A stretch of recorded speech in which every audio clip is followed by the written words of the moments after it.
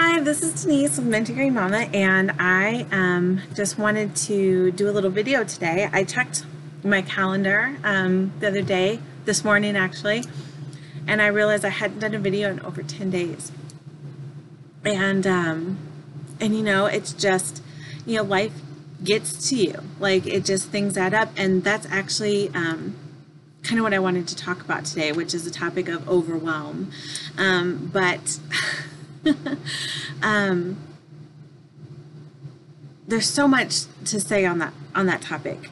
So for me, it also, it doesn't necessarily just apply to, you know, my everyday life overwhelm, but it also kind of spills over and applies to my spiritual life as well. And so that's why I thought it might be a good video.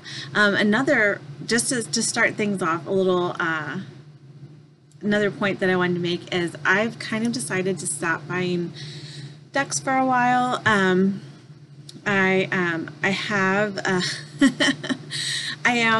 not completely like going cold turkey. I am buying a deck from a friend and, you know, that kind of thing, but I am not going to be actively searching out new decks because one, it was contributing to my feelings of overwhelmed. Like, I have so many decks, like, and I want to use them all, but I don't have the time. And so then I was feeling like guilty for getting that deck and not using it and that kind of thing. And I was like, you know what, let me just put a pin in that and buy new decks, and let me use the ones that I have, and then feel good about those purchases, and, you know, kind of put off like maybe acquiring more and just enjoying the ones that I have, which I've talked about before.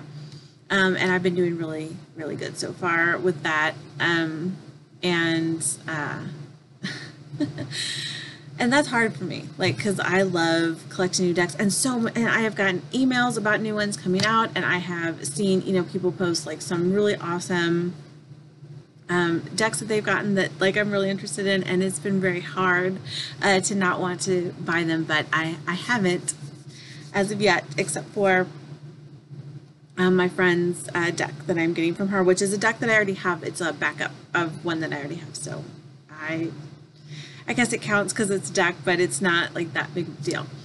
And so, kind of going along with that, I was kind of at a loss for different ideas, you know, because I love talking about tarot, but I was like, well, what are some topics that, you know, that don't involve getting you decks and books, because that's kind of something I'm excited about, that I get excited about and want to share a lot. But I feel very strongly that you don't have to have a bunch of decks to practice tarot and have it being a meaningful part of your life, which I'm sure most people would agree with. And I also feel like I wanted to do some talking about tarot that was like less like you know, purchase driven, because that's not, you know, feasible for everybody to always buy, you know, new decks all the time. So I thought, what are some things that I can talk about that are relevant, you know, meaningful to me about tarot, but that don't involve buying new things. And so but I'm kind of, you know, I have a lot of like backlog of like books and things, so I still have books that are relevant to a lot of these topics, but they're generally not ones that I'm buying new.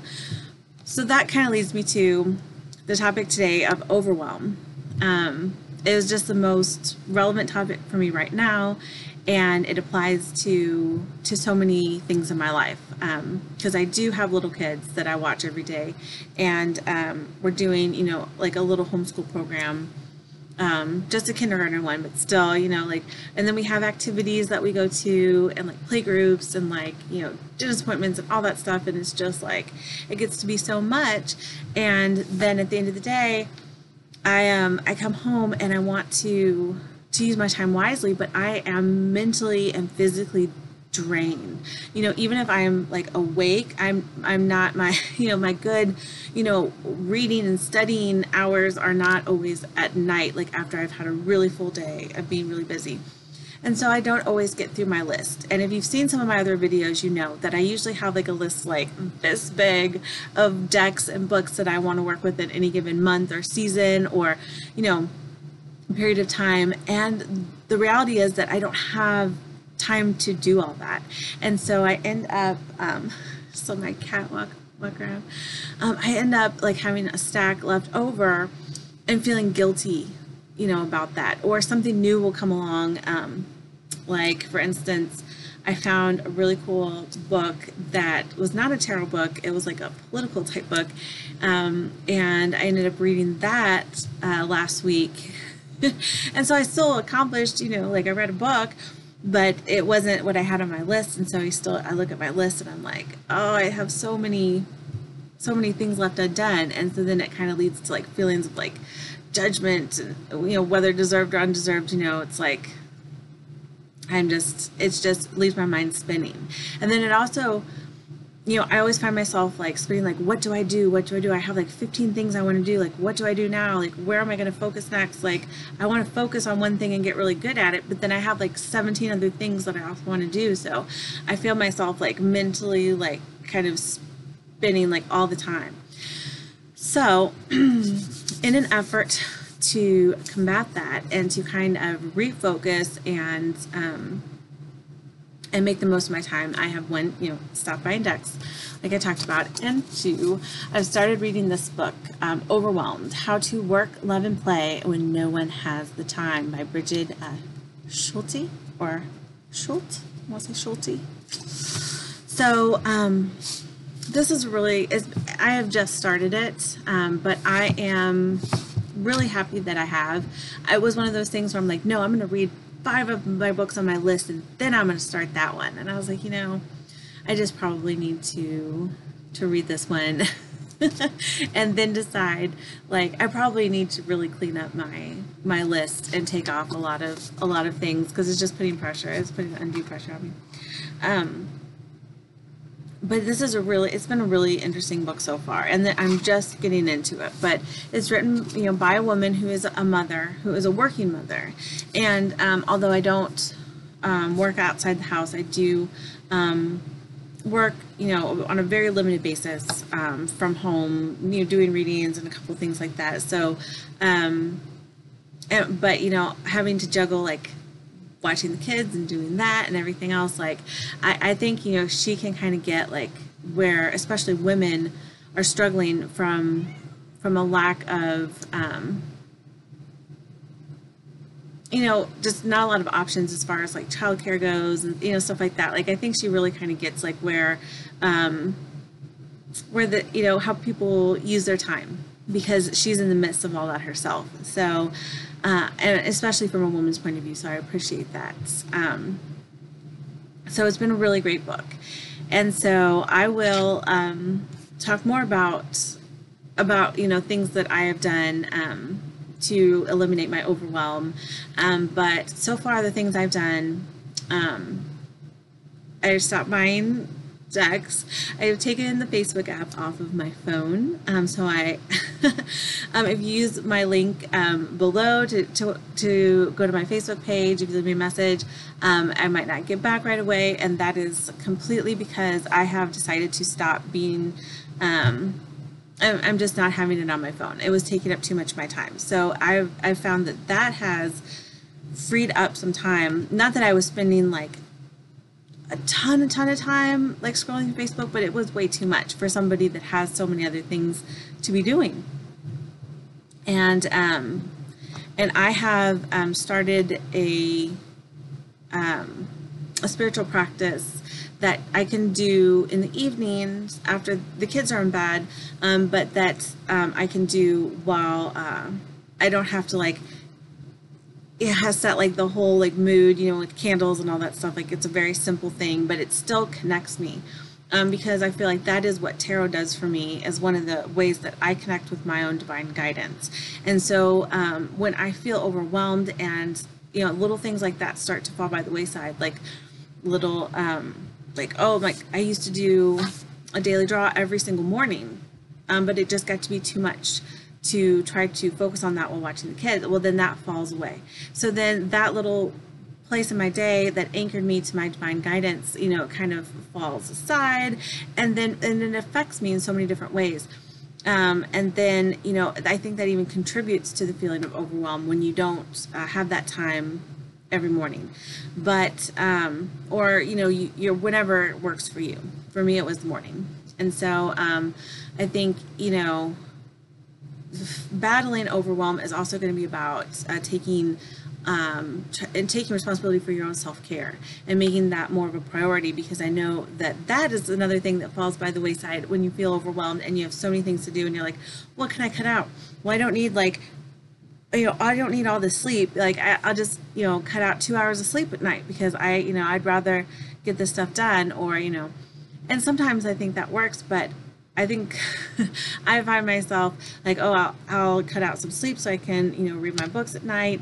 I will, all this other stuff like ends up falling aside, and instead of helping, when that happens chronically, instead of helping you to get more time, when you lose sleep, when you, don't take, time for your own self-care and that kind of thing, I think you end up feeling more overwhelmed because you're not grounded in yourself and you're not grounded in your daily, routines and everything. So, of self-care, and for me, that was daily draws and stuff like that. And I ended up having to move it to the middle of the day, during my kids' nap time, which sometimes happens and sometimes doesn't, but at least it's something. So having something that I can do easily and simply, but still connects me, to my divine guidance, has been part of also helping me to remain grounded and eliminating some of that constant feeling of spinning and overwhelm. I feel like this is kind of a rambly video, so it's not going to be very long. But I just overwhelm has been such a huge factor in my life, and I feel like it's almost like a badge of honor sometimes, like, oh, well, I am a mom of 3 kids under, ages 5 and under, and I, we homeschool, and I also, do this other thing, and I have, all these other things that I do. It can be almost like, oh, I'm so special because I do all this stuff. But then, I don't know, I think that that's a trap you can fall into, trying to accumulate lots of different things that you do. And that can contribute to obviously, trying to do too much, is just can contribute to the feeling of being overwhelmed. So, and she talks a lot about is finding more leisure time. Why do we not have any leisure time, and where is that going? And, why do some people, especially mothers, always feel like even when they're having free time, they're constantly having to monitor and think about what other people are doing, because they're still in charge of other things. So at any moment you might have to stop and go take care of somebody, even though you're supposed to be relaxing. So that's covered a lot in the book too. And I think that for me, and especially my spiritual life and my tarot life, eliminating overwhelm would, I think, it would be really meaningful at this time in my life to be able to have more focus, to be able to feel more accomplished in certain areas, to just not feel like I'm scrambling all the time, to really feel like I feel knowledgeable about a certain topic, and not just know a little bit about a whole bunch of different things. So that's all things that I'm working on, and I hope that as I work through this book, that it's I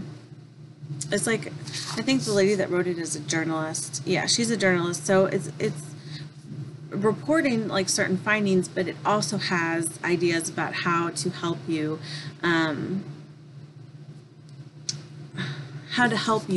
eliminate some of the overwhelm in your life. So I'm hoping that by the time I finish the book, that I have used some of these tips and tricks, and I am in a better place just all around. So I know that the holidays are coming up, so that's definitely going to be a little more tricky, but I'm feeling pretty confident right now because I've taken such drastic steps, like taking Facebook off my phone, which sounds silly, but it was a big step for me, and not buying decks, and having my special evening ritual. So I'm feeling pretty good so far. So Which the last thing is, since I am going to be going out of town over Thanksgiving for 2 weeks, I am seriously considering just taking one tarot deck and just like a couple of books, because realistically, am I going to read 7 books while I'm on vacation? Probably not. But I always feel like I'm going to take like 3 tarot decks and I'm going to take like 10 books, and and I don't read them all, but so I'm thinking like, okay, how minimal can I get? And so it'll be interesting. I'll have to come back and say what I ended up taking with me, because I'd like to try to be as minimal as possible. So I'm excited to see how that works out. So I will let you know exactly like how this ended up. I'm hoping to read this. I don't want to be like too optimistic, but within the next like couple weeks, and see how it all turns out. So I hope I'd be interested to hear like anybody's thoughts on how they deal with, like, if you collect tarot decks, like how do you manage to use them all, or do you not use them all? Do you just use certain ones for certain occasions and you don't feel like you have to necessarily really get to know really well each of your decks? Like I'd just be interested to know how other people manage to do that, when generally everybody's pretty busy, and has a pretty full schedule. So yeah, I'd be interested to see what other people do to combat overwhelm in their spiritual lives.